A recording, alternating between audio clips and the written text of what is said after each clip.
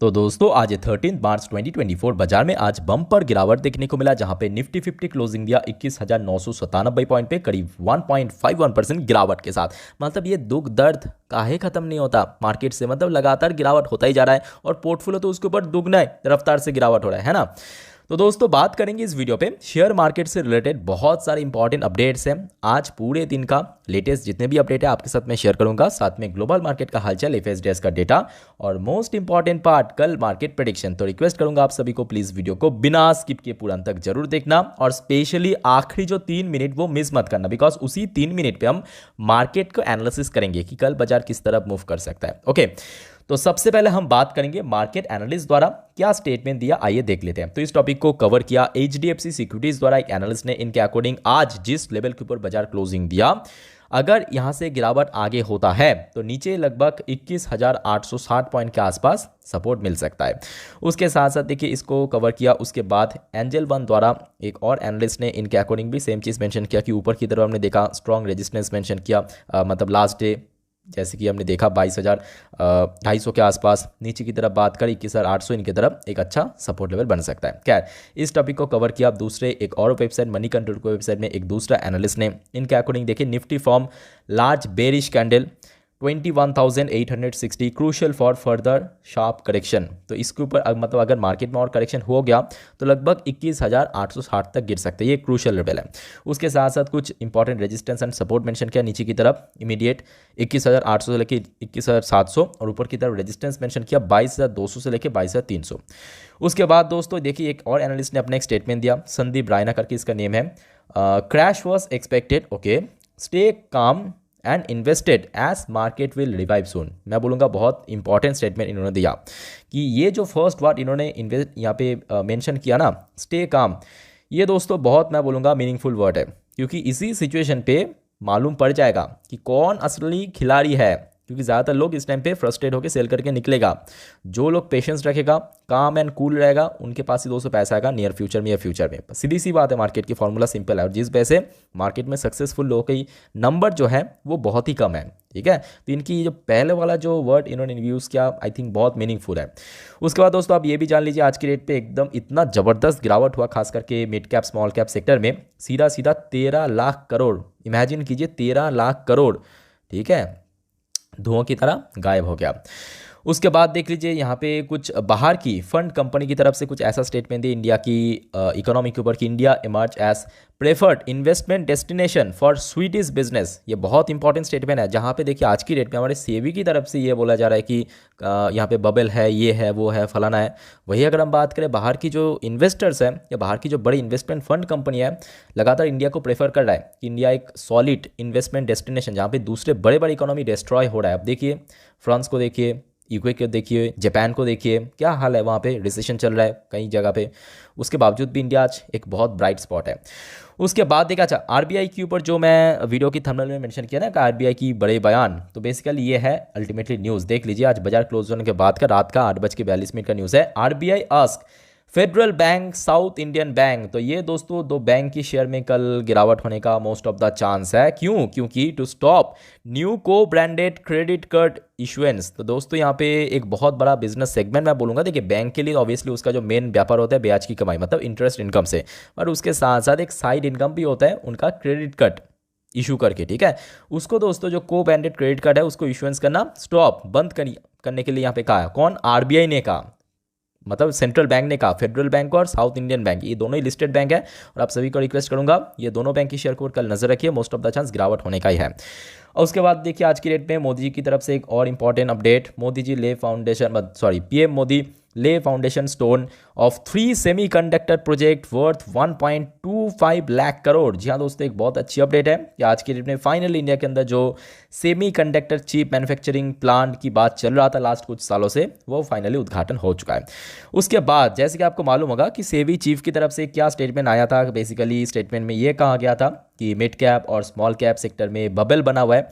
तो इसको देखिए रिप्लाई देते हुए एक veteran banker Kotak Mahindra bank की जो फाउंडर है, अभी तो रिटायर कर चुका है अपने पोजीशन से, तो उनकी तरफ से कुछ ऐसा स्टेटमेंट आया कि no serious bubble in the stock market इन्होंने क्लियरली मेंशन किया कि no serious bubble in the stock market. अब देखिए डायरेक्टली तो ये मेंशन नहीं है कि सेबी को ही बोल रहा हूँ, बट हाँ इनडायरेक्टली इन्होंने सेबी को ही मेंशन किया कि आज की डेट में कोई बबल नहीं है। साथ में देखिए इन्होंने कुछ अपना स्टेटमेंट में ये भी कहा, मैं आपको थोड़ा सा पढ़ के सुनाता हूँ इनका जो आर्टिकल्स आया है एक्चुअली। ये देखिए, it's still froth little bubbly but not out of control. इनकी तरफ से ये मेंशन किया कि देखिए सेबी को एकदम से खारिज भी नहीं किया उनकी स्टेटमेंट को और पूरा एग्री भी नहीं किया। एक्चुअली देखिए, it is still froth little bubbly but not out of control, as long as we keep a watch we can sustain capital formation. बहुत इंपॉर्टेंट स्टेटमेंट है, आई थिंक ये होना भी चाहिए, क्योंकि देखिए मतलब मुझे तो लगता है कि देखिए बहुत ही अनप्रोफेशनल बिहेवियर रहा इस बार सेबी चीफ के द्वारा। बाकी दोस्तों आपका क्या विचार है कमेंट करके बताइए। खैर अब बात करेंगे यूएस मार्केट में। देखिए जहाँ पे देखिए दूसरे मार्केट आज कितना बढ़िया परफॉर्म किया। देखिए यूएस मार्केट अभी पॉजिटिव में चल रहा है, शुरुआत ही हुआ पॉजिटिव में, अभी चल रहा है 0.39% ऊपर। डॉ जोन्स की बात करें, वहीं अगर हम बात करें नैस्डैक कंपोजिट, यहाँ पे थोड़ा बहुत करेक्शन 0.37% के आसपास। उसके बाद बॉन्ड डील के अंदर थोड़ा बहुत हमें इंक्रीज देखने को मिला, 4.1718 के आसपास चल रहा है अभी फिलहाल। But at the same time दोस्तों ब्रेन क्रूड की प्राइस काफ़ी हद तक स्पाइक किया, सिर्फ कुछ घंटों के अंदर 2% के आसपास स्पाइक कर जाना मतलब बहुत बड़ी बात है। उसके बाद बात करेंगे देखिए इंडियन मार्केट की कुछ इंपॉर्टेंट शेयर, जैसे कि विप्रो लिमिटेड एडीआर वर्शन में 2.43% की गिरावट। इन्फोसिस लिमिटेड एडीआर वर्शन की बात करें ऑलमोस्ट 0.5% की गिरावट। But at the same time ये बात भी सही है कि एचडीएफसी बैंक की शेयर में कोई बहुत बड़ा गिरावट देखने को नहीं मिला। एडीआर वर्शन में 0.28% की गिरावट। आईसीआईसी बैंक की एडीआर वर्शन पे 0.65% की ड्रॉप हुआ। गिफ्ट निफ्टी की बात करें, अच्छा ये जो अपडेट आपके साथ मैं शेयर कर रहा हूँ गिफ्ट निफ्टी का, रात की 10:25 का एकदम लेटेस्ट अपडेट, और अभी गिफ्ट निफ्टी चल रहा है 22,014 पॉइंट के आसपास, जहाँ पे आज निफ्टी 50 क्लोजिंग दिया जस्ट उसके नीचे। तो मतलब अगर देखा जाए कि आज निफ्टी 50 जिस लेवल पे क्लोजिंग दिया उससे बहुत ऊपर लेवल पे नहीं है, गिफ्ट निफ्टी उसी लेवल के आसपास ही ट्रेड कर रहा है। अब चलिए थोड़ा सा हम देख लेते हैं एफएसडीएस का डेटा। और उसके पहले दोस्तों अगर आपको वीडियो अभी तक अच्छा लगा, इन्फॉर्मेटिव लगा, प्लीज़ दोस्तों वीडियो को लाइक करना और प्लीज़ चैनल को सब्सक्राइब करके जरूर रखना दोस्तों, इस टाइप की इन्फॉर्मेटिव वीडियो हर रोज़ पाने के लिए। बिकॉज इस टाइप की वीडियो में मैं आपको अक्सर पूरे दिन का अपडेट दे देता हूँ, साथ में ऑब्वियसली मार्केट प्रेडिक्शन वाला पार्ट। तो आज की डेट पे दोस्तों एफएस द्वारा फिर से सेलिंग देखने को मिला, जो कि एक्सपेक्टेड था। टोटल 4,595 करोड़ के आसपास सेल किया एफएस ने, बट इसकी फ़ायदा उठा के डीआईएस ने काफ़ी बल्क में परचेज भी किया, टोटल 9,093 करोड़। तो मतलब आज जहाँ पे एफएस द्वारा सेलिंग हुआ डीआईएस द्वारा परचेजिंग देखने को मिला। खैर इजराइल और हमास के बीच में कोई लेटेस्ट न्यूज़ नहीं। और आज इजरायली टॉप इंडेक्स TA35 की बात करें ऑलमोस्ट फ्लैट में क्लोजिंग दिया, बहुत ज़्यादा कोई गिरावट या यहाँ पे करेक्शन देखने को नहीं मिला। तो दोस्तों न्यूज़ तो हमने कवर कर लिया, बात करेंगे कल मार्केट प्रेडिक्शन। तो चलिए मैं आपको सीधा टेक्निकल चार्ट पैटर्न के ऊपर लेके चलता हूं।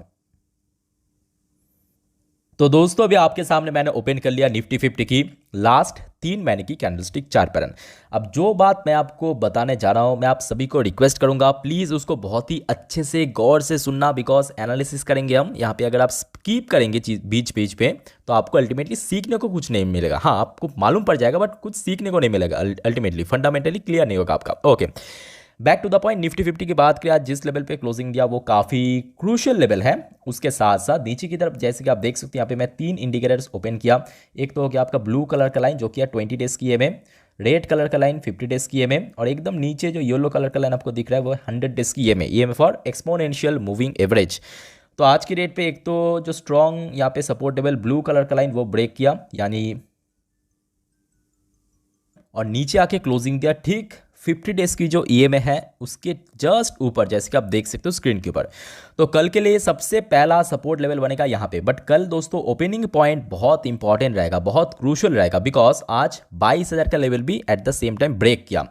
तो कल देखिए 2 कंडीशन है, एक हो सकता है कि 22,000 की ऊपर ओपन हो, दूसरा हो सकता है कि 22,000 की नीचे ओपन हो।